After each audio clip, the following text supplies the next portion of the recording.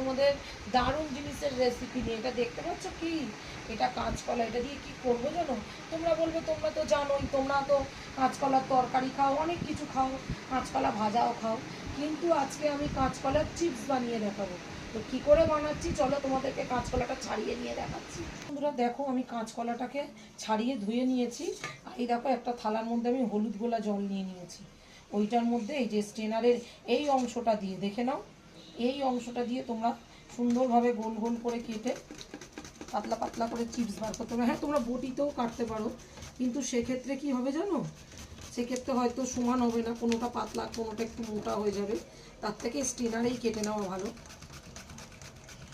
দেখো কি সুন্দর গোল গোল আর একই মাপের হয়ে পড়ছে। দেখো বন্ধুরা, আমার সমস্ত কাঁচকলার চিপসগুলো দেখতেই পাচ্ছ কি সুন্দর গোল গোল আর একই সাইজের পাতলা পাতলা হয়ে পড়েছে, কোনোটা পাতলা বা মোটা নয়। এই চিপসগুলোই মানে ভাজতে বেশি সুবিধা। তো চলো আমি এবার এটাকে মিনিট 5 রেখে জল ঝরিয়ে নেবো, তারপরে তোমাদের দেখাচ্ছি। ভাজার জন্য আমি এখানে সাদা তেল কড়াতে আগে থেকে গরম হতে বসিয়ে দিয়েছি। আর এই দেখো, আমার কাঁচকলার চিপসগুলো জল ঝরিয়ে নিয়েছি, দেখতেই পাচ্ছ। এইবার তেলের মধ্যে দিয়ে এটাকে ভেজে নেব।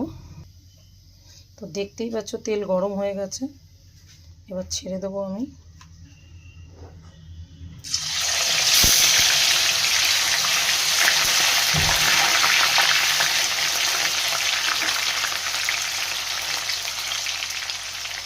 এগুলো তো কাঁচকলার একটা কষ আছে, সেই জন্য মানে একটু খুন্তিতে আটকে ধরে। ভাজা হয়ে গেলে ছেড়ে যাবে, আলুর মতো নয়।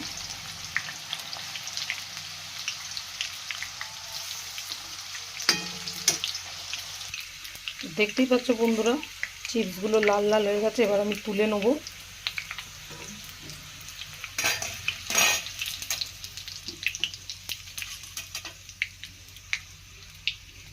দেখো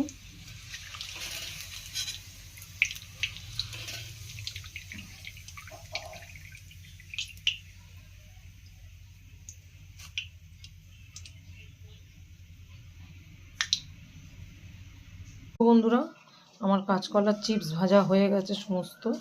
তো চলো এবার এর উপর দিয়ে হালকা করে একটু চাট মশলা মিশিয়ে দেবো। দেখো, তোমরা যেমনটা খাবে তেমনই হিসাবে চাট মশলা।